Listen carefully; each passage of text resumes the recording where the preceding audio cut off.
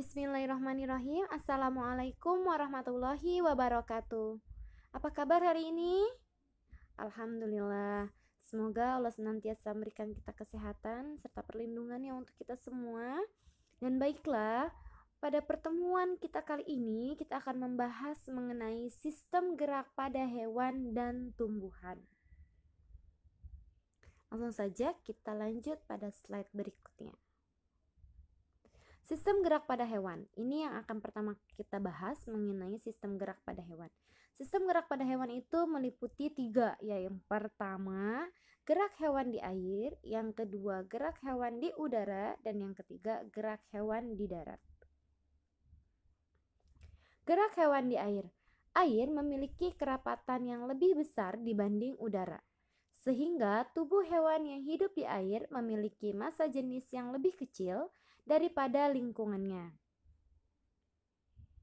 Kedua hal tersebut mengakibatkan hewan yang hidup di air dapat melayang-layang di dalam air dengan menggunakan sedikit energi karena adanya gaya angkat oleh air. Salah satu bentuk tubuh yang paling banyak dimiliki oleh hewan yang hidup di air yaitu berbentuk torpedo atau bentuk tubuh ini memungkinkan tubuh untuk meliuk-liuk dari sisi ke sisi dan mengurangi hambatan ketika bergerak di dalam air. Tubuh ikan dilengkapi dengan otot dan tulang belakang yang fleksibel untuk mendorong ekor dan sirip ikan di dalam air. Sebagian ikan menggunakan gerakan lateral pada tubuh dan sirip ekornya untuk menghasilkan gaya dorong ke depan, sehingga ikan dapat terus bergerak.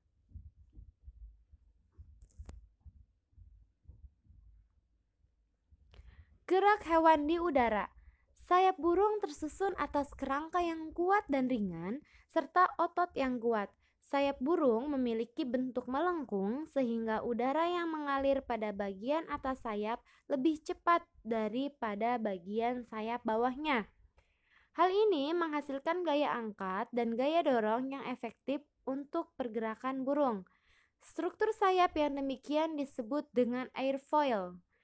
Saat sayap dikepakkan, sayap memberikan gaya aksi terhadap udara di bawah sayap, sehingga udara akan mengalir ke arah bawah, sesuai dengan hukum Newton 3 yang berbunyi bahwa F aksi sama dengan F reaksi.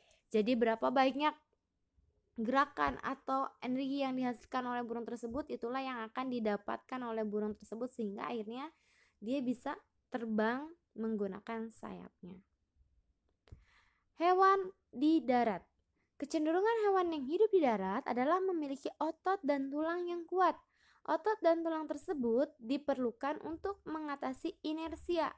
Inersia ini adalah kecenderungan tubuh untuk diam dan untuk menyimpan energi pegas atau elastisitas untuk melakukan berbagai aktivitas.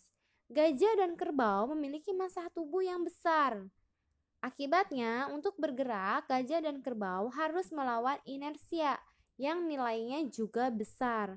Namun, perbedaan struktur tulang dan otot hewan tersebut masing-masing hewan menyebabkan hewan tersebut dapat bergerak lebih lincah dibandingkan dengan hewan yang lain. Jadi, massa tubuh itu akan mempengaruhi inersia dan setiap massa tubuh hewan yang berbeda itu mempengaruhi inersianya. Misal dengan kuda, cheetah, dan kijang. Ketika hewan tersebut memiliki struktur rangka dan otot yang sangat kuat, namun kijang dan cheetah yang memiliki bentuk kaki yang lebih ramping, sehingga kijang dan cheetah memiliki elastisitas yang tinggi. Jadi massa tubuh mempengaruhi pada elastisitas dan inersia. Itulah kenapa hewan-hewan yang bertubuh kecil mampu bergerak lebih cepat dibandingkan dengan hewan-hewan yang bertubuh besar. Kalau kalian perhatikan hewan cheetah itu mereka ketika berlari sangat kencang, berbeda sekali dengan gajah dan kerbau yang pelan-pelan karena mereka massa tubuhnya berat sehingga inersia yang harus dilawan pun berat dan elastisitasnya kurang karena badannya yang atau massa tubuhnya yang terlalu besar. Sekarang kita lanjut pada materi sistem gerak pada tumbuhan. Gerak pada tumbuhan itu terbagi menjadi 3, yaitu ada gerak endonom, gerak higroskopis, gerak esionom. Dan gerak esionom ini dibagi menjadi 3, di mana terdiri atas gerak tropisme, gerak taksis, dan gerak nasti. Dan gerak tropisme dibagi lagi ke dalam 5 kelompok. Ada fototropisme, geotropisme, hidrotropisme, tigmotropisme, dan kemotropisme. Dan untuk gerak nasti dibagi ke dalam 4 kelompok, yaitu gerak seismonasti, niktinasti, fotonasti, dan termonasti. Kita lanjut pada pembahasan selanjutnya. Gerak endonom. Gerak endonom yakni suatu gerakan pada tumbuhan yang dipengaruhi oleh sebuah rangsangan dari dalam tumbuhan. Jadi dia akan bergerak karena terdapat rangsangan dari dalam tubuh tumbuhan tersebut. Contohnya, gerakan aliran sitoplasma pada tanaman air Hydrilla verticillata.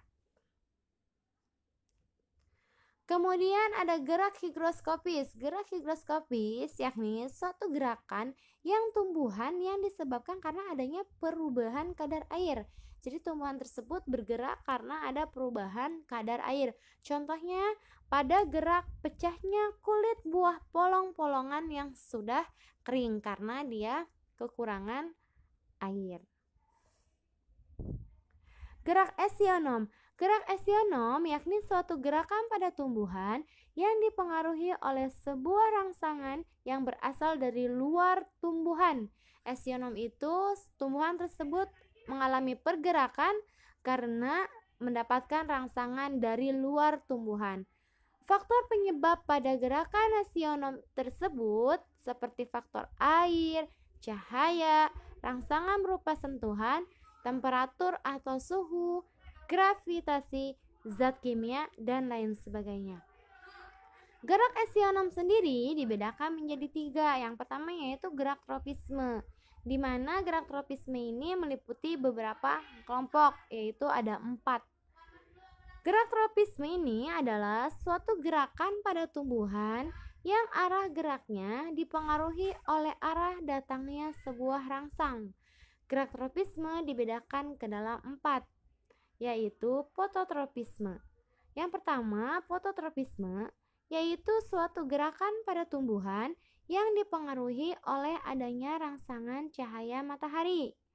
Ingat, foto itu artinya cahaya. Tumbuhan bergerak karena adanya rangsangan cahaya matahari. Contohnya, pada gerak tanaman biji-bijian yang sedang tumbuh tunas. Sedangkan pada fototropisme ini dibedakan menjadi 2. Ada fototropisme negatif dan ada fototropisme positif.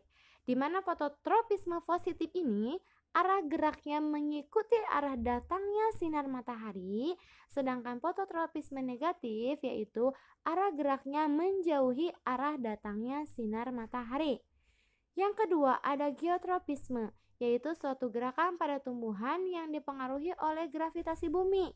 Gerak geotropisme ini pun dibedakan menjadi 2, yaitu geotropisme positif dan geotropisme negatif, di mana gerak geotropisme positif ini mengarah kepada gravitasi bumi, berarti ke bawah tumbuhnya.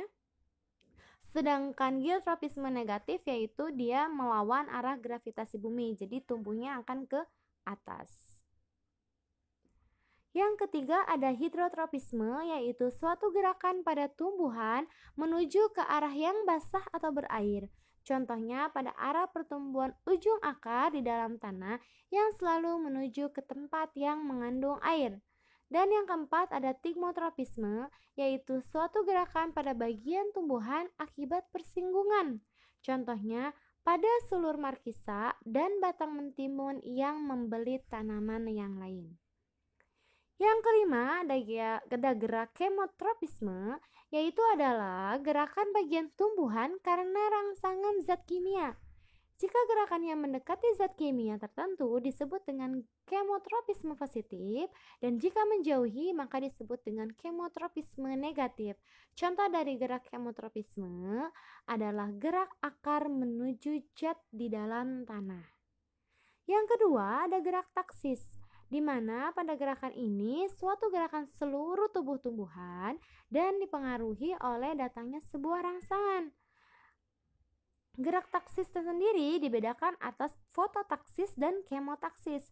Fototaksis yaitu suatu gerakan pada seluruh tubuh tumbuhan yang disebabkan oleh adanya rangsangan cahaya. Contohnya, pada gerakan euglena yang selalu mendekati cahaya. Sedangkan untuk gerak taksis kemotaksis yaitu suatu gerakan yang dipengaruhi oleh adanya rangsangan berupa zat kimia. Contohnya, pada spermatozoid atau archegonium, lumut-lumutan dan paku-pakuan yang bergerak karena tertarik oleh zat gula atau protein. Gerak nasti.